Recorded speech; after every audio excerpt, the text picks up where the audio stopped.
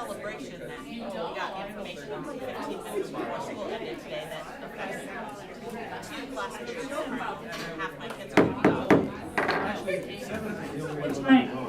There we go. The time is 6 p.m. We are going to call this meeting to order, beginning with a public hearing.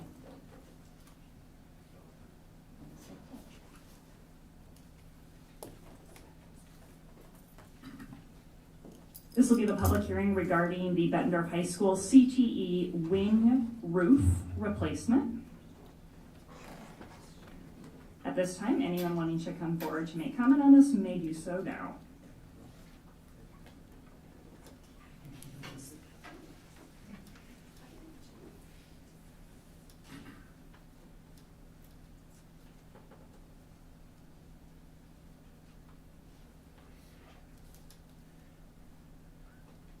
All right, at 6:01, we will close the public hearing.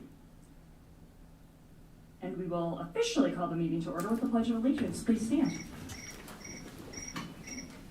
I pledge allegiance to the flag of the United States of America and to the republic for which it stands, one nation, under God, indivisible, with liberty and justice for all. I will make a motion to approve the agenda. Second. Thank you. Any questions on said agenda?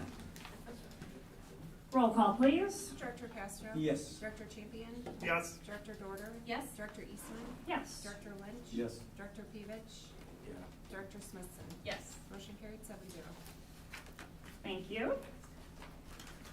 That brings us to 3.01. Nope. I'm sorry, 4.01. There we go, 4.01. At this time, any member of the audience may address the board with comments about items of interest or concern. Citizens wishing to address the board during public comment must complete the public input at board meeting form located, where do we have that right now? At the front of the room, front corner. Thank you, Kurt, for pointing that out. Needs to be completed prior to speaking. Please state your name, and please limit your comments to 3 minutes. As a reminder, Iowa law prohibits discussing specific employees or their job performance.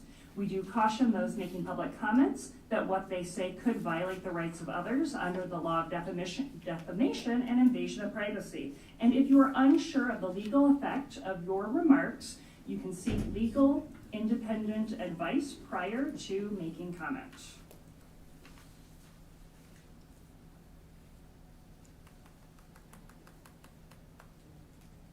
All right, no one stepping forward. We will move on to 4.02, board shared communication. And let's go ahead and begin with, how about Director Lynch?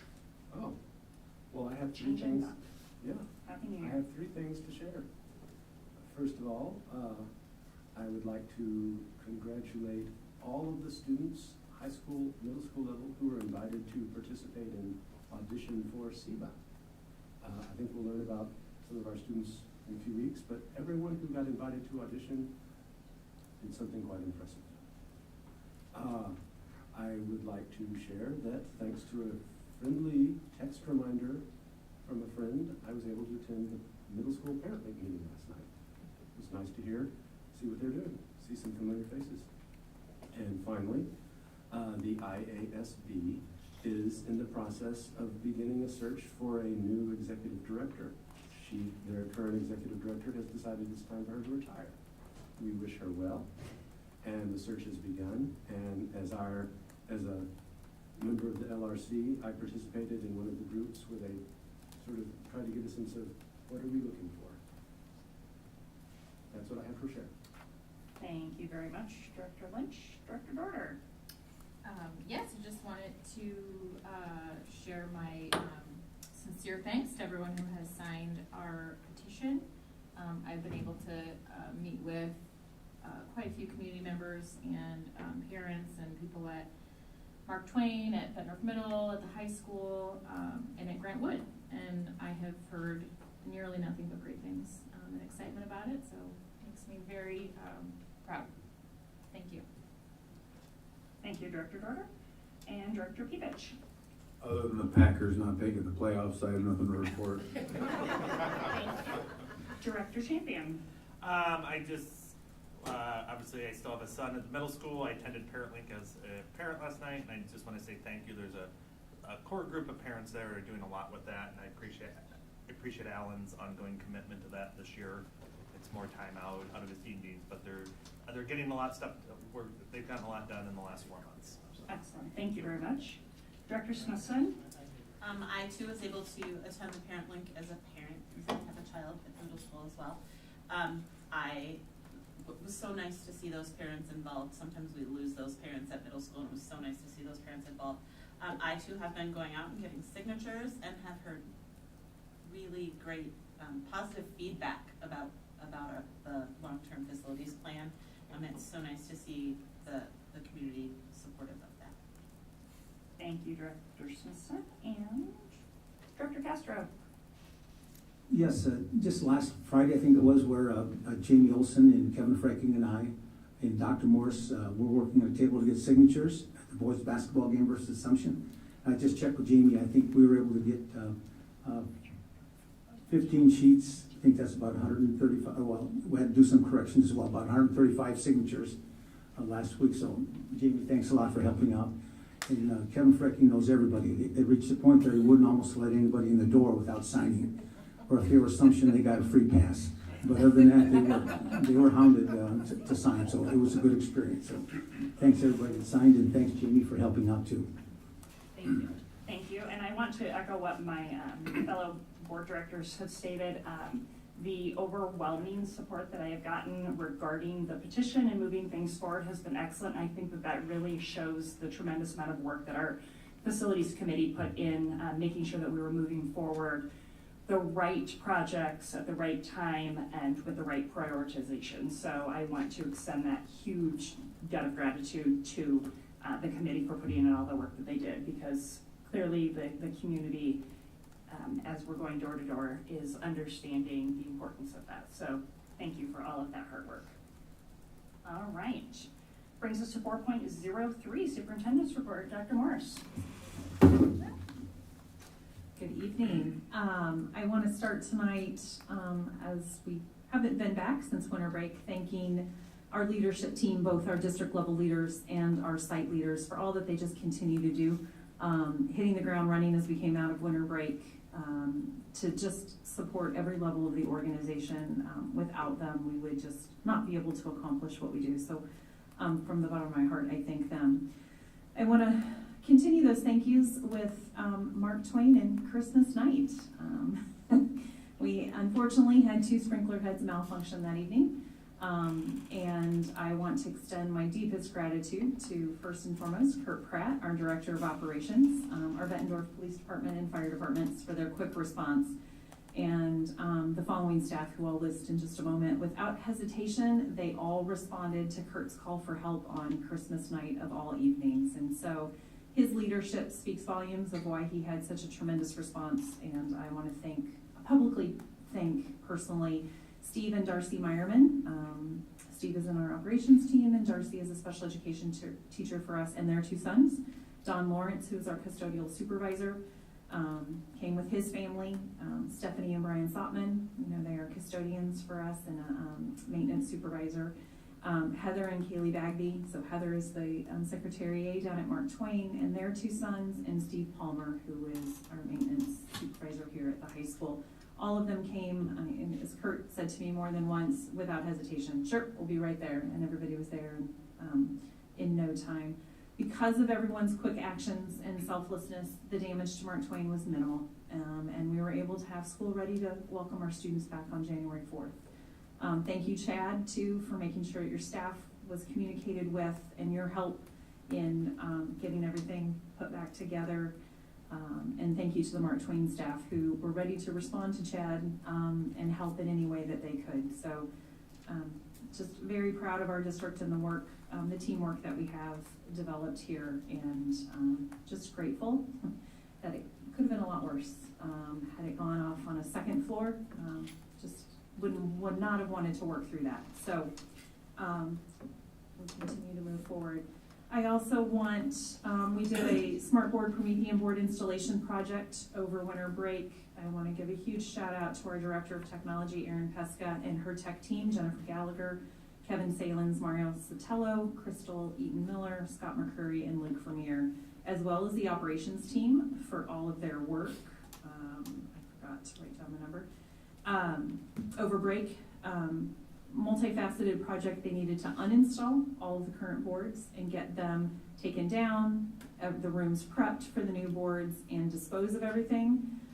We were able to install 34 boards total, 25 at the elementary buildings and 9 at the middle school. The ones at the middle school were not scheduled actually to be installed until spring break, but because of the team's just organization, their dedication and hard work, we were able to give 9 additional teachers boards 3 months early. So kudos to that team as well. And then over winter break on December 27th, we, the high school hosted in conjunction with Impact Life and working with the Erpelding family a blood drive in honor of Charlie. Thank you to Haley Hoyt, our Future Ready coach, and Impact Life for all the time and work they put into hosting this blood drive. It was quite successful. They surpassed their goal by collecting 185 units of blood. And so for literally 2 days after the Christmas holiday, that is just a tremendous feat. And I know in talking with the Impact Life staff that day, they were really desperate for blood. And I know Dr. Pievich at a previous board meeting had urged everyone to give. So the response from our community was overwhelming.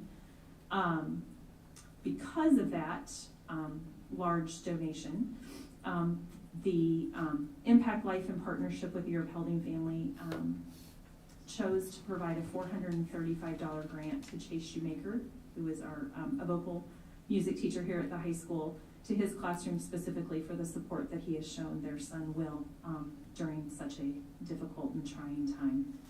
So I want to congratulate everyone and thank everyone that came out to donate. Congratulate Chase for exemplifying what our district is all about and always putting our students first.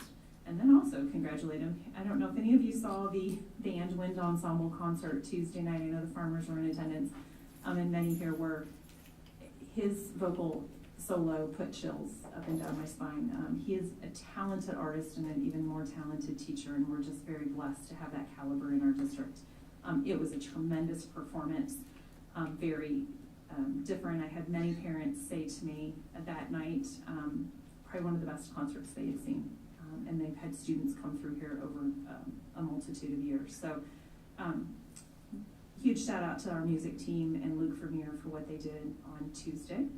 I also had the privilege this week of attending several PTA, PTO meetings in our high school booster club meeting last night. It's just always a great to connect with our families.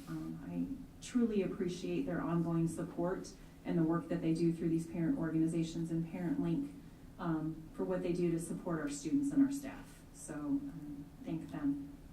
And then as many have spoke at the table tonight, our GO bond petition update. So as of this evening, we have officially verified 761 signatures. Tonight I was handed several pages as I walked in the door and I quickly glanced at them. If they're all verified, we would be at 822 signatures. So we are over halfway there, and we need 1,039 by next Wednesday afternoon. I'll put a shameless plug in, like I did at the band concert the other night. We have petition signature pages in the back of the room, so if you have not signed and you live within our district boundaries and are of voting age, please do so while you're here tonight. And if you really want to help, feel free to take a page or two and encourage your friends and colleagues to sign the petition. So. And a huge thank you just to all of the staff, our board, and our community members for the initiative they've taken, the time they have given to help us collect the needed signatures. It's very exciting. The feedback I too have received has been overwhelmingly positive. So we look forward to meeting that goal of 1,039 signatures. And then we officially ended first semester today. So hard to believe that we are wrapping that up. Elementary and middle school teachers are busy preparing report cards and getting ready to open up second semester on Tuesday, and our high school teachers wrapped up finals with students today. and they are busy getting grades posted. So all of our teachers and support staff will be engaged in professional learning tomorrow, and they will also have time in their classrooms to get ready for Tuesday for the start of second semester. I want to thank our staff for an incredible start to the school year and a successful first semester, and I'm so excited to see the great things they will continue to do, and all the things that our staff and students will accomplish in the second semester. And that concludes. Thank you, Dr. Morris. That brings us 4.04, BEA report. All right, well, hello and welcome back. Not much to report tonight. We had our first BEA meeting last night, which was really wonderful, great and productive conversations. We know, as Dr. Morris just said, teachers are all working, trying to get progress reports and report cards done while preparing for the third quarter. This week, all organization presidents met with Dr. Morse and just to discuss a variety of topics, and we are looking forward to the collaborative work sessions with district administration in the future. And Melissa is going to share more on this, but we have the legislative forum that happened tonight, but we just want to note that BEA continues to believe public funds should stay in public schools, and she'll share a little bit more about that. So that's it for tonight. Thank you. Yeah. All right, that brings us to 4.05, the SIESTA Honor Orchestra for 2023. And I hope that Director Lynch is going to tackle this one for my me. voice doesn't send everybody into a nap. The Siesta Honor Orchestra is an honor string orchestra experience for students in southeastern Iowa. It is a one-day affair hosted here at Bettendorf High School this coming Saturday, January 14th. And this year there will be two orchestras, high school and middle school. I would like to congratulate, on behalf of the board, the following Bettendorf students for being selected to participate in the Siesta Honor Orchestra 2023. For the middle school orchestra, represented by Rachel Palmer at violin, Sydney Cousins, Noah Loss, Kaylee Husser, Hadley James, Ella Ripslinger, and Claire Zaruba. At viola, Lena Buntemeyer and Max Cockane. Cello, Tyler Murray and Stephen Schwartz. And bass, Riley Susaraj. The high school orchestra, represented by Megan Cooney. Violin, Morgan Brokaw, Jack Cockane, Sam Huffaker, Andrea Kaler, Xavier Potts, Audrey Scarlett, Gianna Schwartz. Viola, Finn Boyle and Callista Rasmer. Cello, Michael Farmer. Bass, Lucas Witt. My apologies to all for any mispronunciations, and my congratulations to all for honor of their hard work. And good luck on Saturday. Thank you much for handling that. I don't have the right contacts and to read very well on those, so my vocals, right. With that being said, we are going to move to 4.06. I apologize for the flip-flop. Normally we have Bessa following BEA, but welcome, Melissa. It just gives me a little more time to recover when you guys all steal my stuff. Just saying. Duly noted. And why are you looking at me? I don't know.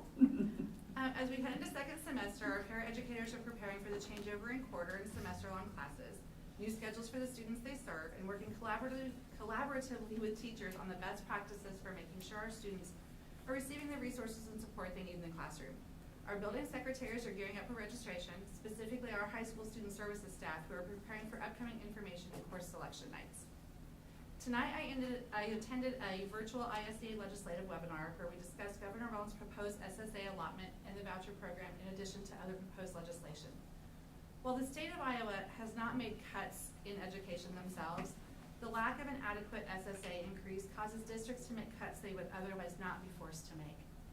It also causes them not to be able to do the things for their students and their staff that they wish they could do. BEA and BESA continue to believe that public funds should stay in public schools. Thank you. Thank you, Melissa. That brings us to 4.07. Our student board representative, Dylan, we have missed you. Welcome back. I missed being here, yes. It's good to see you all. Thank you, Dr. Morris, for presenting my notes at the last board meeting. We had a student council leadership night where we all presented in front of each other. That's why I was absent.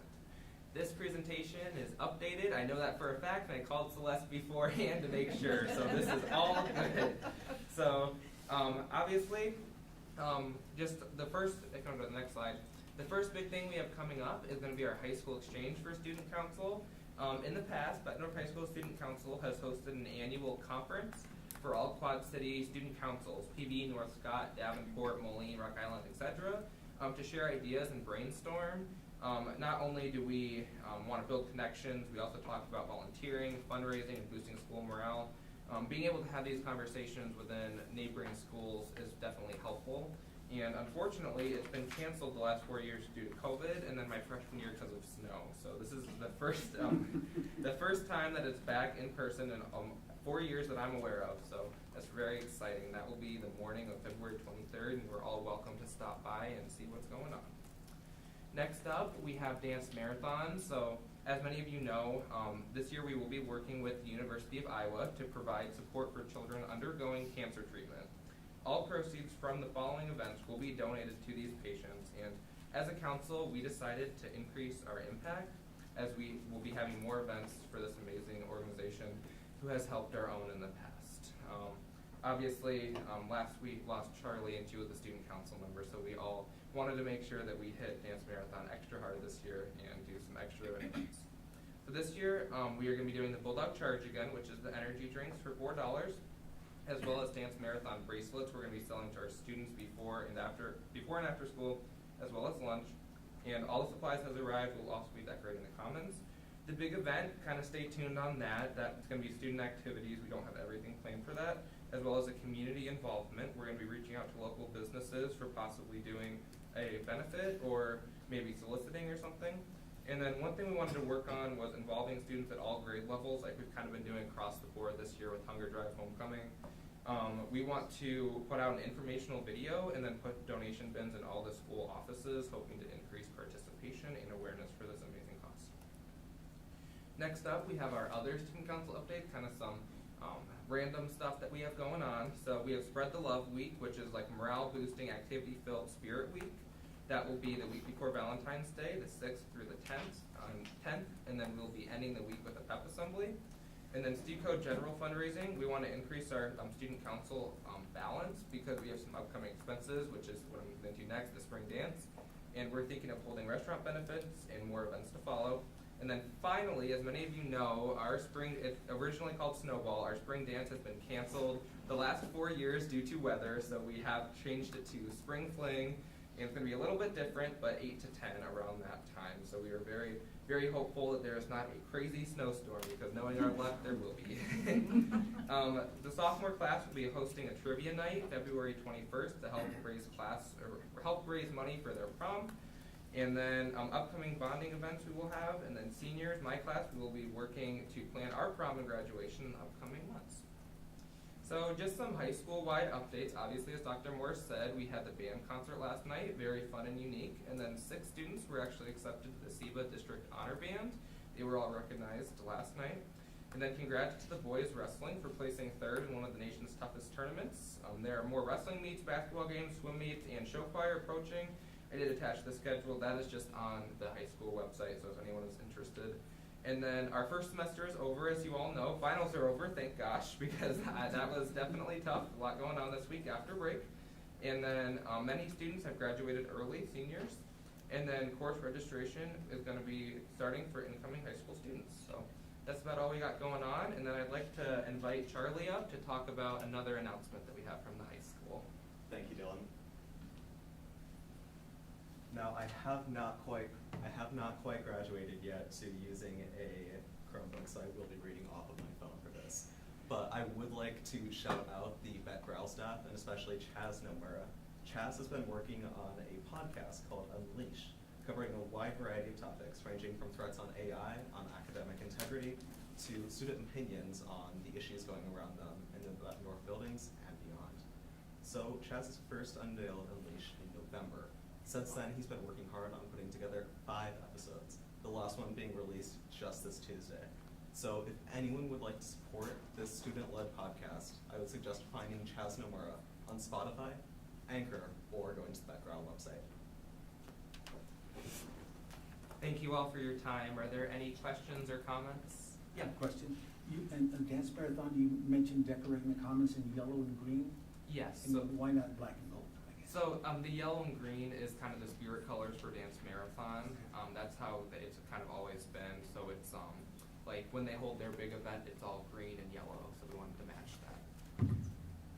And for Charlie Silver, I think I can see you in 10 years being an announcer for ESPN or CBS News with that voice and that articulation. So just remember, you knew us at one time, okay? Any other questions for Dylan or Charlie? Thank you so much. It's Thank great to have you back. Thanks, Dylan. All right, that brings us to 5.01. Do I have a motion? I'll make a motion to approve 5.01. Thank you. And a second? I'll second that. Roll call, please. Director Champion? Yes. Director Dorter? Yes. Director Eastman? Yes. Director Lynch? Yes. Director Pevich? Yes. Director Smithson? Yes. Director Castro? Yes. Motion carried 7-0. Thank you. That brings us to 6.01, the at-risk program update and budget. Do I have a motion? I will make a motion. I move that we approve the 2023-2024 at-risk program as presented and the 2023-2024 maximum MSA of $1,288,656 to support this program. And a second? Second. Thank you. We'll turn it over. Yes, we have Karen Allison, our Director of Student Services, and some of our outreach team here. I'll let them introduce themselves in a few minutes. Love this time of the year when we get to come and celebrate the work of our amazing outreach team and staff to support our students who are at risk or potential dropouts. And so they have some data to share with you, and then some program updates and kind of what we're projecting the budget will look like in the upcoming school year. So Mrs. Allison, thank you. Yeah, And we'll turn it over. Very good, thank you. First of all, Director Castro and Jamie, game on, because Chad and I have wrestling on Friday night, and we're going to get more signatures than you two. Right, Chad? All right. Missing out tonight. I'll take you up on that. We'll see how it goes. I'll get you whiteys if you win. How's that? That is perfect. All right. What about me?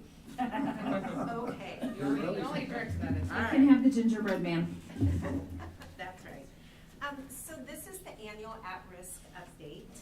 And during the presentation tonight, we will be reviewing current district demographics, look at the state definitions for at-risk and potential dropouts, go over our district at-risk indicators, and look at potential dropout data. We have a behavior matrix, and I'll highlight some of those programming and supports we have to support those kids that are at risk or potential dropouts. And finally, at the very end, we will have our outreach program come up, which is one of the areas that we support with this budget, and they're going to talk to you about some great things that have been happening this year and how they support the Bettendorf families that we serve. And then our budget will be the final item that we talk about. And the two areas that we'll focus on are learning and achievement for all, and goal number 3, student accessibility and support. So this is our student demographics from the last academic year, 2021-2022, and this is from the student reporting in Iowa Spring, SRI. This was completed in June of 2022. Last year's data will show you that our students, when you look at our free and reduced lunch rates, we are up by 5%, or we're up by 5% this year.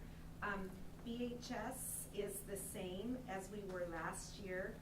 The other highlights are we are slightly up in 5 other buildings, including free and reduced at Grant Wood is up 10%, while Hoover is down 19% for our free and reduced. definition, we have 2 buildings that are up and 5 that we are down in their percentages of served population.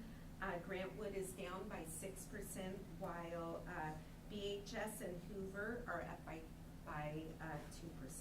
So, as far as homelessness, last year at the report, we had 47 students that we were serving, and we're up to 70 students currently this school year. So, the definition of at-risk is we look to identify the students who need additional support. And we want them to be able to access their education, and this does include our homeless children, youth dropouts, returning dropouts, and potential dropouts. The risk factors that we take into consideration at each of the buildings, that's led by our school counselors that also do this in collaboration with teachers and staff members. They include parents and guardians or students that have dropped out, the victims of physical, psychological, or violent crimes, families and students that are involved in criminal activity, those students that are experiencing health conditions, including physical and mental health problems, those students that have recent crises, whether it's through divorce, death, illness, or maybe an accident, are all examples of kids that could be considered at risk, and includes those that are economically disadvantaged. Iowa Code 281, the provision for at-risk students, that we will have a valid and systematic procedures to identify at-risk students, that we can determine appropriate ongoing educational strategies for alternative options in educational programming, and review and evaluate the effectiveness of our programming that we have for these students. There are 2 different definitions for dropouts. Those students that have dropped out or unenrolled in the public school system and that return, or those that are potential dropouts. And there are really 4 different areas that we would look out for potential dropouts. That includes a high rate of absenteeism or truancy, limited or no connection to school extracurricular activities, included but not limited to expressing feelings that they do not belong at school, poor grades, and low achievement scores in reading and math that reflect a 2 or more year achievement that's below grade level. So this is one of the data points that would be used to identify potential dropouts, and this is the attendance from last school year. And these students, the percentage of these students had 10% or greater absenteeism. The second column over was the 21-22 final percent of chronically absent students at each of our buildings. And then the last column to your right is the data from Infinite Campus from August of this year through January 5th when I pulled the data. So as you can see with that data that we are down in 3 buildings, we are up in 2 buildings, and we're at the same in one of the buildings. Oh, do you know what? That is not correct. I am so sorry. Wrong data. Sorry, I apologize. But overall, we're down in the district. We're down in BHS at the North Middle School. And the building that we're currently up in is at Mark Twain and that's it. Paul Norton. We're up by 3%, I believe. Paul Norton. Nope. You're up by 5%. Yeah. Sorry. Thank you. So identification thresholds for dropout prevention. We the middle school and the high school look at grades and credits. And those students that are 2 or more years behind in reading and math at the middle school and high school.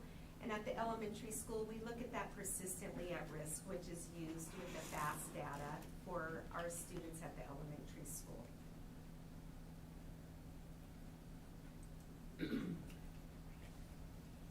We also look at behavior or no connection to school. Those students that have been suspended more than 3 days per semester. Students that have been transient and moved multiple times in the school year. Statements that they've made to staff members, counselors, or others about not wanting to be at school, lack of participation, and those students that are receiving interventions.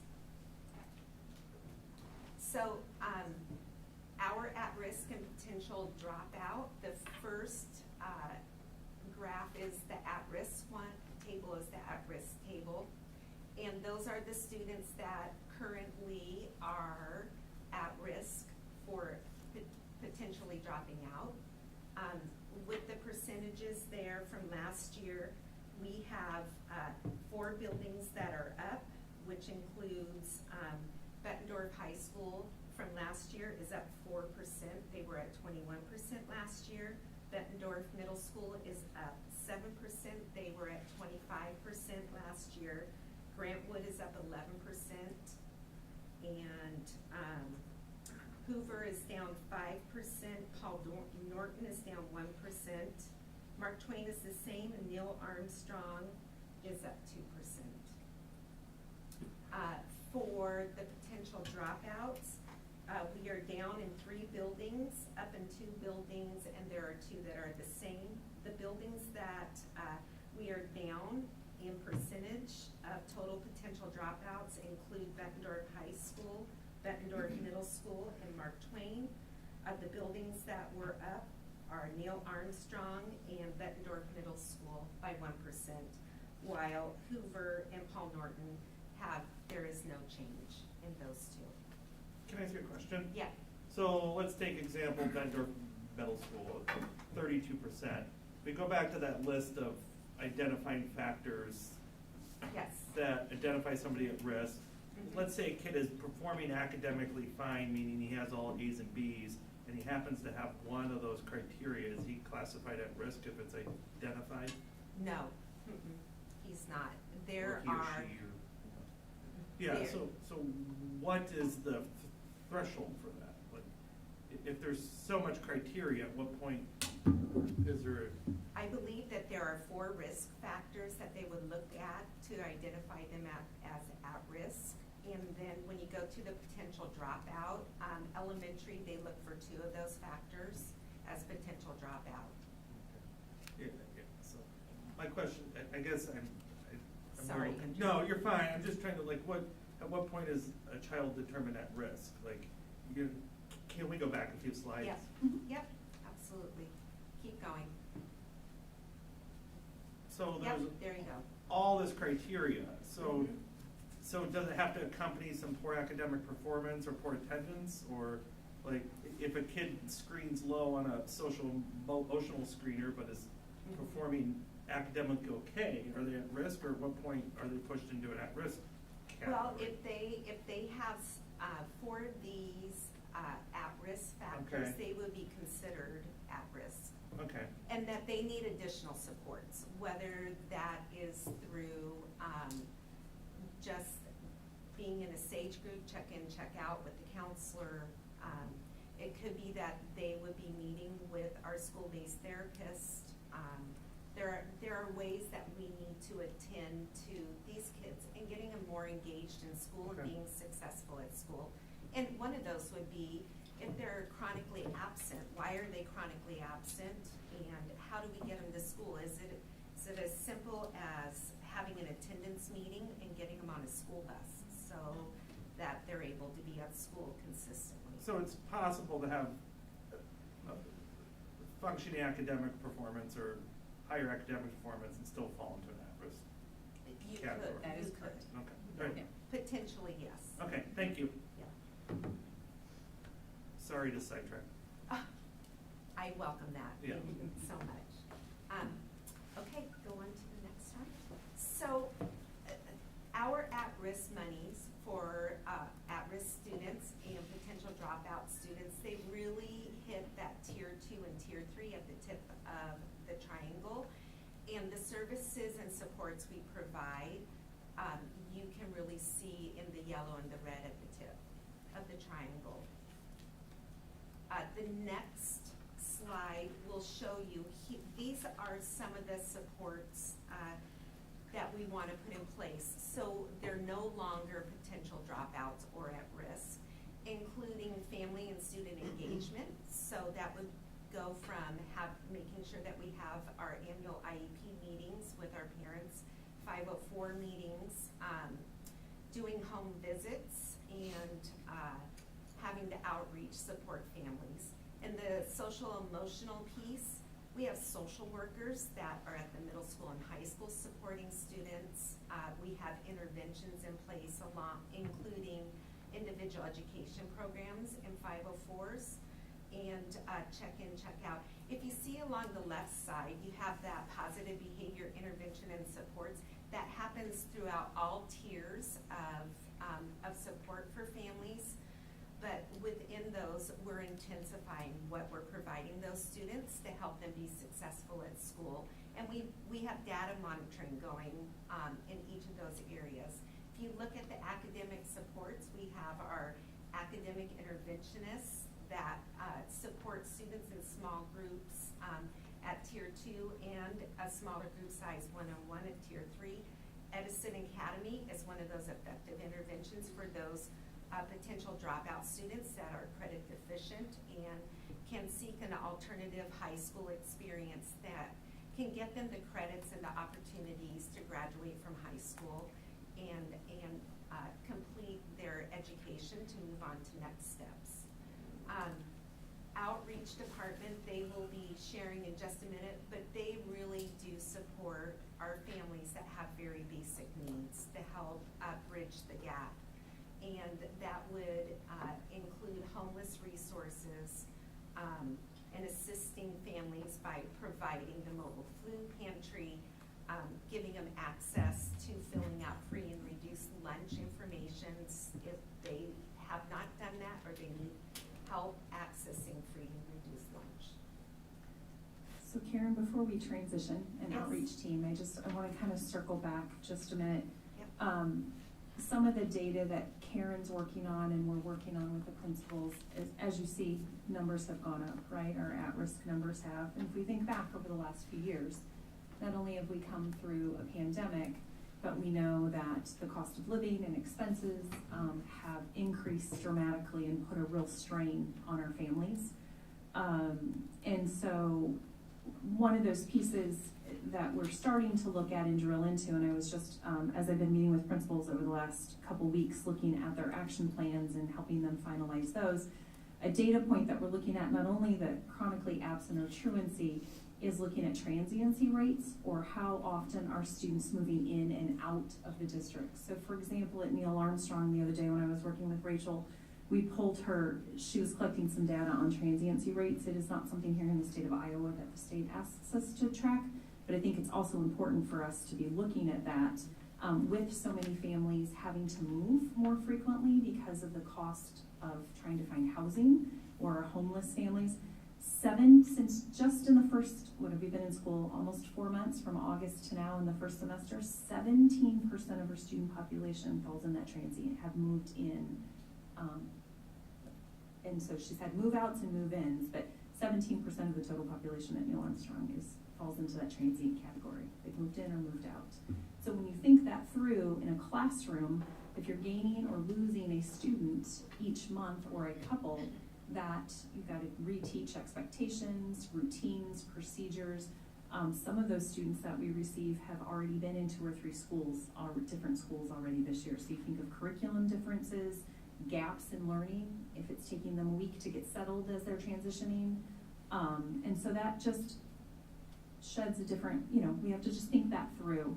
And then circling back to what Karen said, the 4 key identification factors for at-risk or potential dropout, to your question again, attendance, grades, credits, as she indicated, achievement, so student achievement in terms of, am I on grade level, am I below grade level, and we look at that,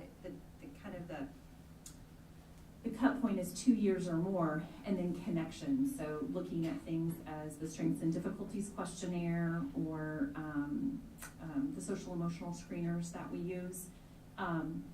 When our counselors are looking at that and working with Karen to pull that data together, if a student triggers in 2 of those categories, right? So I'm credit deficient and I'm chronically absent, then we're gonna look at that. So I could have good grades, I could be on grade level, but if I've missed 40% of the possible school days, and I'm scoring low on a social emotional screener, then that could put me in the category of at risk.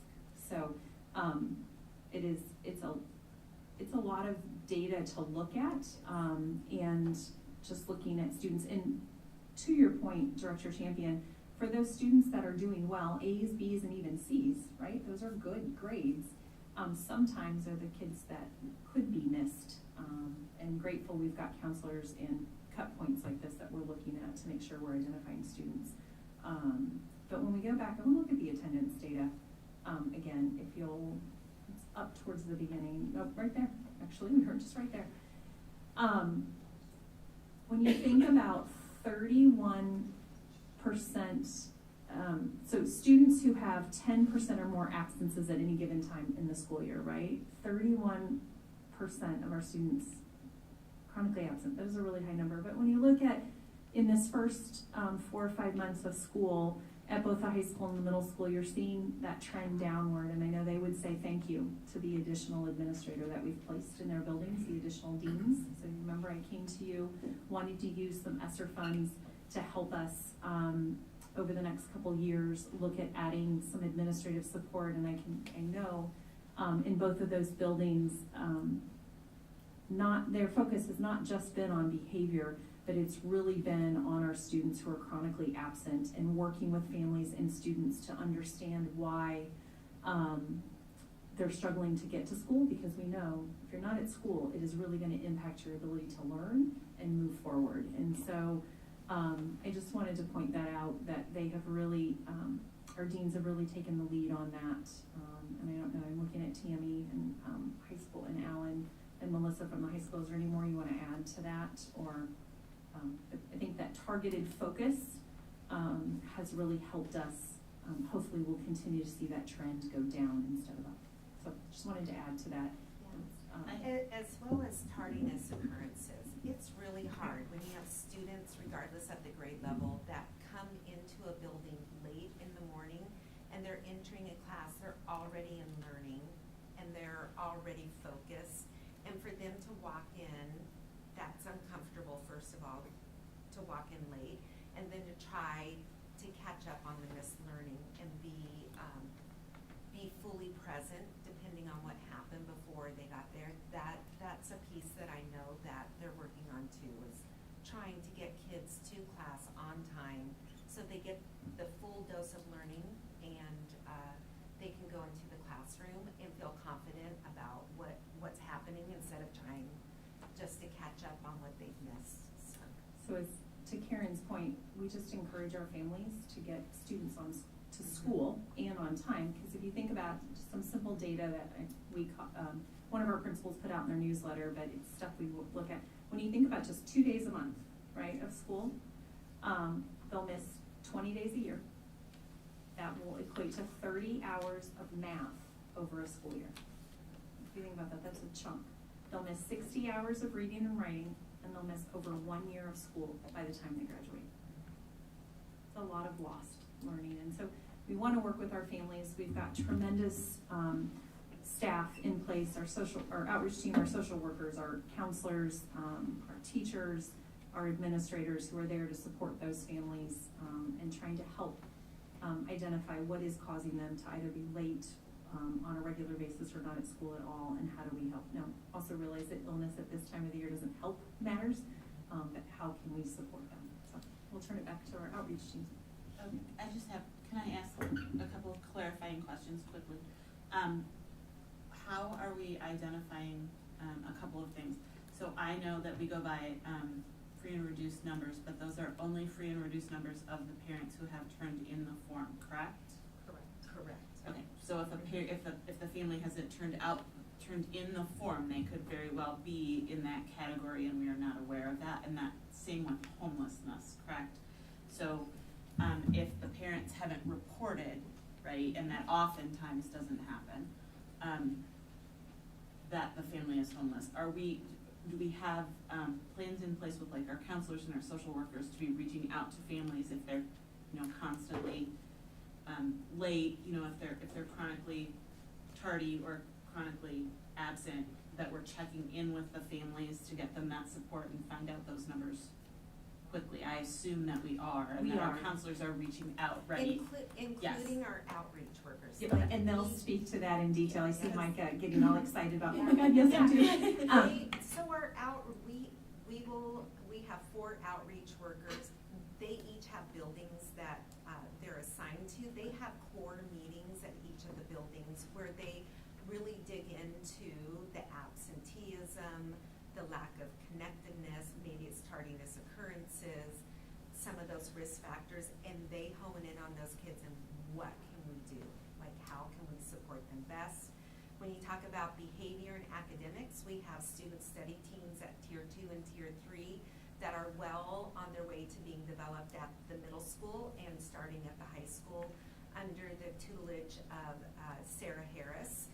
So we're using all of that data to really pinpoint who are those students and how do we wrap around those services to give them the best opportunity to be at school, be fully engaged at school, and support what those needs are beyond the school day.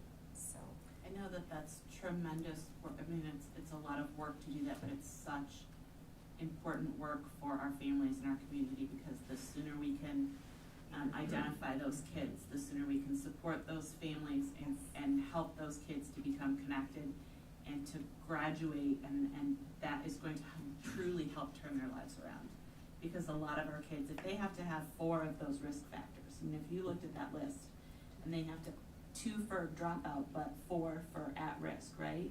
So if they have 4 of those factors to become an at-risk student, they really truly are students who need that support. And so this work is really important, I appreciate it. absolutely, and they go through that identification process again at the end of the year, and then we're ready to go at the beginning of the year, and then they'll take the students that have moved next fall off the list, and then they'll go through the reevaluation. So we make sure that we are identifying the students and providing the necessary supports, whether they happen during the school day or their community supports to help them be successful. Did we answer your questions? Yes. Okay, perfect. Okay, so we have 2 of our outreach staff members here. We have Micah Franzen and Holly Shaw here. They are going to talk to you about the journey they've been on this year, and I hope one of the things that you cover is your transition that you made to Brentwood too. Okay, very good. Hi, I am Micah Franzen. I am the newest member of the outreach team. I currently work with Mark Twain and Paul Norton. Polly works with Bettendorf Middle School. We have Kelly Smith, whose pictures on the board. She works with Neil Armstrong in Brentwood, and then Barb Jordan works with Hoover. So the outreach program focuses on helping our at-risk families. At the end of the day, everyone's #1 priority is for the student to be successful within their school year and to feel supported. So as an outreach worker, we get our referrals from the school counselor, and as Karen said, once a month or every 2 weeks, we meet with our schools, and that includes the school counselor, the school nurse, and the principal. And we all sit there and discuss which students need a little extra support. And then as the outreach worker, I would reach out to the guardian or the parent to see what we could help them during their school year for their child. Some things that the outreach team helps families, it really can vary every day. Some days a family might be in a crisis where they are their rent, or they're gonna be unable to pay their Mid-American bill that month, or they just lost their job. So as outreach workers, we give them the resources throughout our community that can help pay that, as like Open Door can help pay your utility bills, Community Action can help pay your rent sometimes, or as sometimes the simplest thing is we help provide food for our families with our food donation that is downstairs at Grant Wood, or hygiene products or laundry vouchers. I started in September, and my first day, the outreach team was moving everything from Thomas Edison to Grant Wood. So that is now where our office is. We just got done with our holiday baskets, and that was for Thanksgiving and Christmas. Thanksgiving, we gave out baskets to families in need, and gave them baskets of food. And then for Christmas, we gave out baskets of food and presents.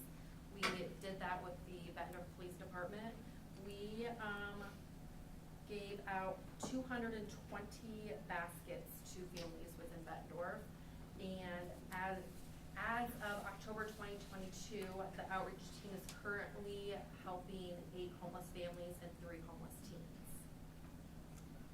And we have our mobile food drive on Tuesday, January 17th, and we need volunteers if anybody wants to help us. Hand out food, that's all.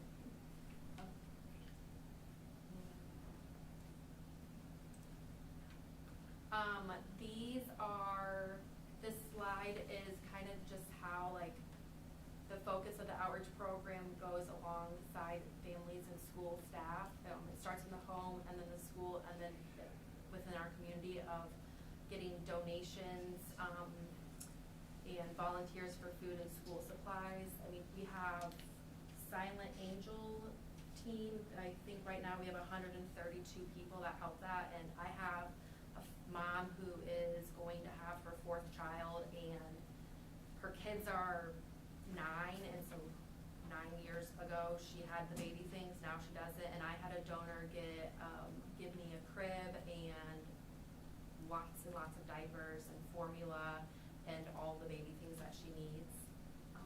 Next slide. And this is just the data of last year and the 2 years before of our long-term services and our short-term services. And the barriers are most barriers for families who are at risk are substance abuse, unemployment, homelessness, domestic violence, chronic poverty, physical and mental health, or incarceration of a family member or death of a family member. And these are this is just a list of all of the organizations throughout the community that we contact to try and help our families.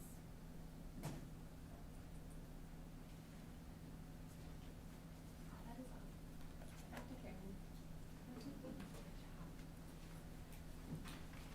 The outreach team works tirelessly every day, and they will pick up their phone and help, regardless if it's during the school day or outside of the school day or on the weekends, to support the families that we have that are in need or are in crisis.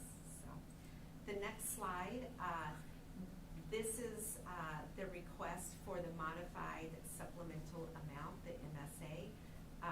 The first one is the calculation of the maximum that can be requested, and that's based on our certified enrollment in October, and it comes to over $1.2 million. And then our total at-risk program with that MSA in our budget goes to $1.8 million. The $149,000 at the bottom, we do not believe we will use the funds available, according to the next slide, as we look at how we're using our budget for next year.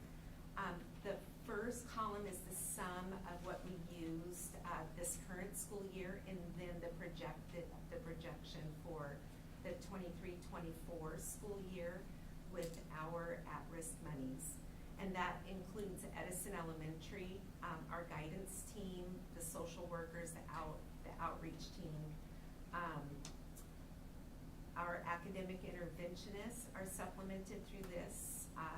We have our behavior interventionists. We have students that are doing credit recovery through Edgenuity that come out of the at-risk fund also.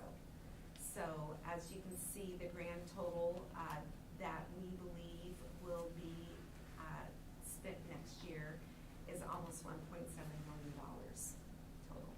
So, yep. Now, this may go too far in the weeds, in which case I apologize. It's okay. What are the ramifications of being over or under the allocation?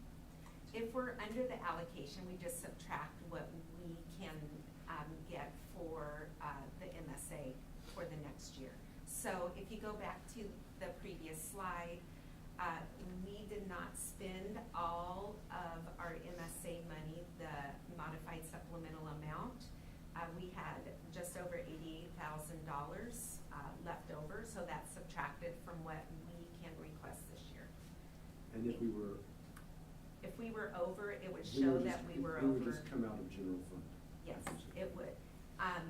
If you look at the total at-risk program, there is that modified supplemental amount is the second item down on the right-hand side. Our match from the general education fund is $429,552. And so anything over would be additional general fund draw. Yep. Thank you. Yep. Not too in the weeds. Thank you. Other questions? This is money and authority? Correct. That is correct. Any other questions from our directors? Hearing none, roll call, please. Director Ward. Yes. Director Eastman? Yes. Director Lynch? Yes. Director Pevich?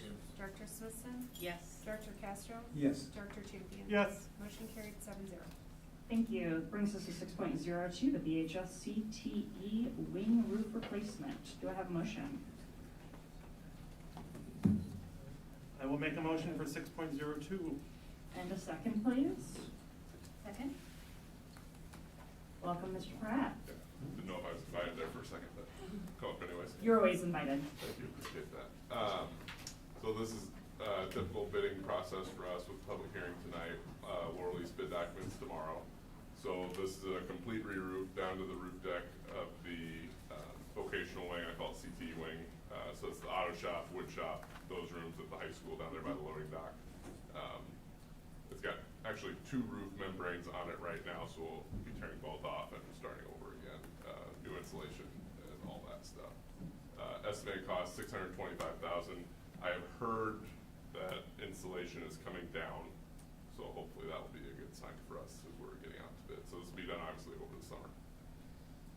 Excellent. Any questions for Mr. Pratt?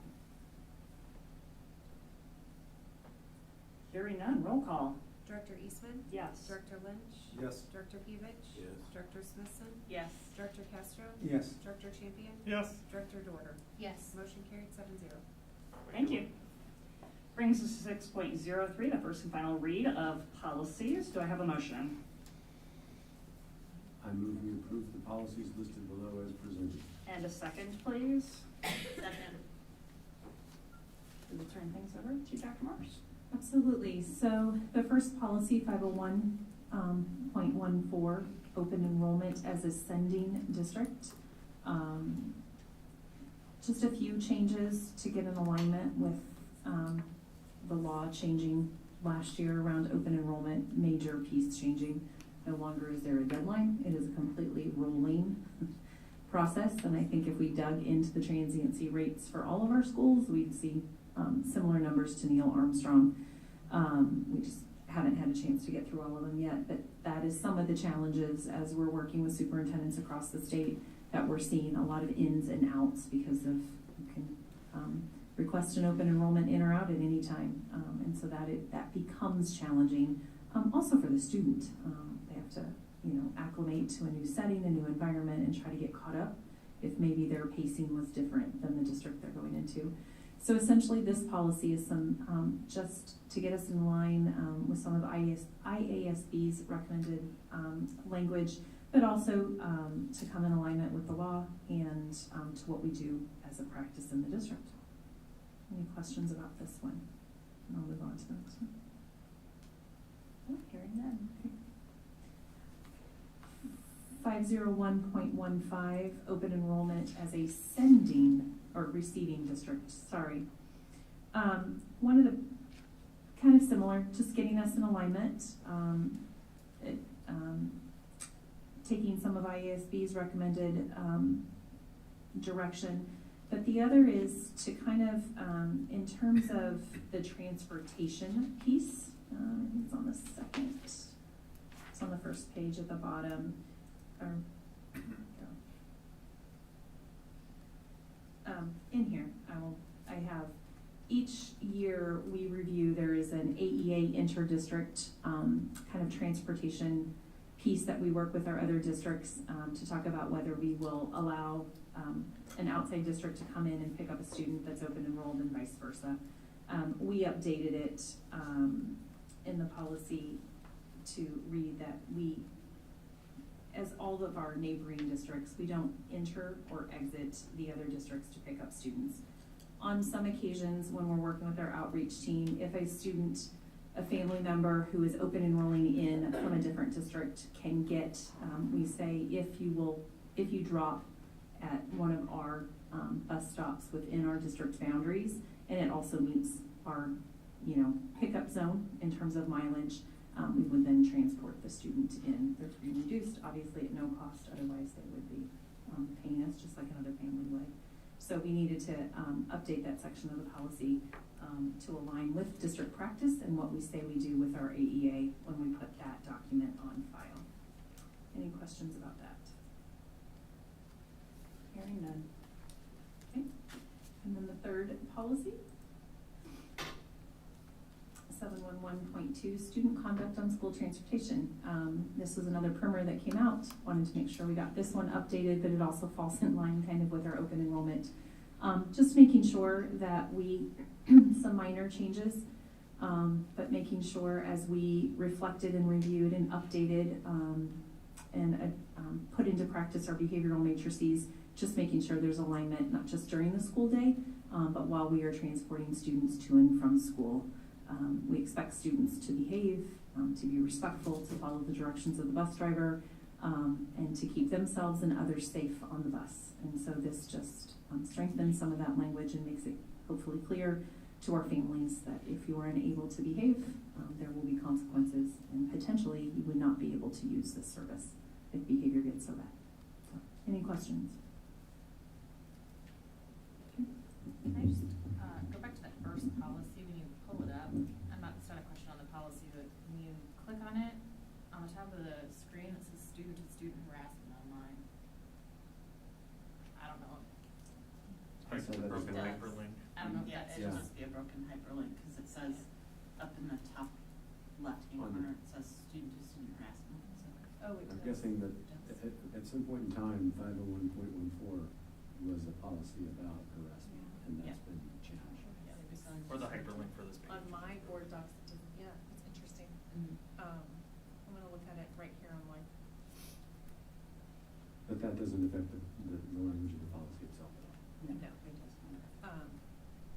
And we just completely, over winter break, yeah, and online when you go down to the actual index for the policies, it has it correct. We just worked with staff, but you're right, when you pull it up, it does say student to student here too.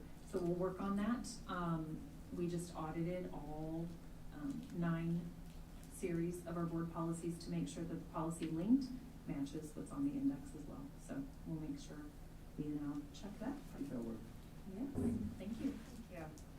Any questions regarding these 3 policies?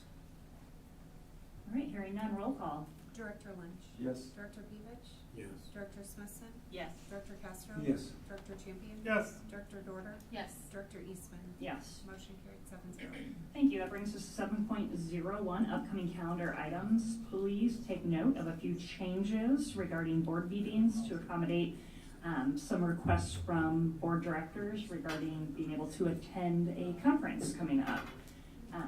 So there are a few changes, they are listed there.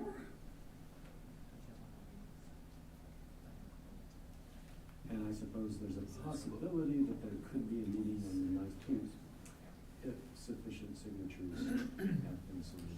That is correct. So as I've communicated to you all, we could potentially have a board meeting on Thursday, January 19th, if we should reach the needed 1,039 signatures.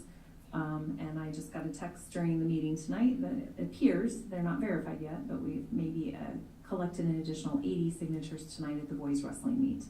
So, hey, we're going. 80 gets us to 900 if they're all the ones that came in today are verified this evening. So And it's I believe exciting. that means that Ms. Allison is really gonna have to up her game. I think you're right. For the challenge. Perfect. Those Okay. wrestlers a lot of wrestling. Lot of wrestling fans there, so, great. That's gonna bring us to 8.01. I move that the board go into closed session pursuant to Iowa Code 21.5(1)(c), which allows for a closed session to discuss strategy with counsel in matters that are presently in litigation, or where litigation is imminent, where its disclosure would be likely to prejudice or disadvantage the position of the governmental body in that litigation. Thank you. Second, please. Second. And roll call. Director Pubic. Yes. Director Smithson. Yes. Director Castro. Yes. Director Champion. Yes. Director Dorder. Yes. Director Eastman. Yes. Director Lynch. Yes. Motion carried 7-0. Thank you, everyone. A quick question about the